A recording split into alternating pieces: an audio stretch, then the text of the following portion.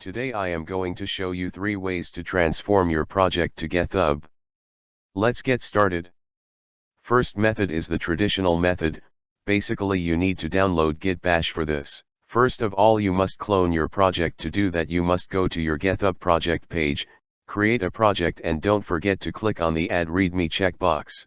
Then you need to get the link of the project and then in Git Bash type in git clone and paste the link and then press the enter button. Once it has been cloned, copy your project files, paste it to the folder where the cloned project is. Usually the cloned project folder is located at the user's file. Then once it has been pasted, locate the file and type in cd and the folder's name.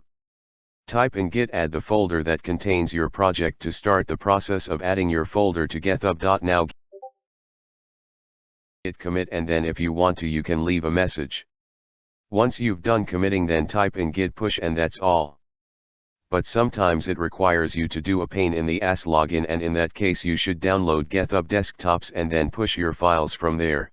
The second method is a bit unorthodox but a bit easier, so basically if you've smaller project then just compress the folder by zipping it. Once you've zipped it go to your Github project, click on the upload code button and then upload files. Leave a comment if you want to.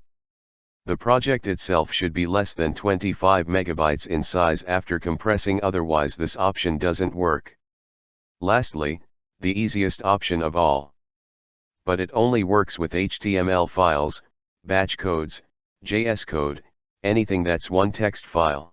Basically just click on the add file button, click on create new file, copy and paste your HTML, JS or batch code and you're good to go. The advantage of this is that you can create the folders and arrange the files to your liking. Hope you enjoy this video. Please subscribe for more tutorials and bye.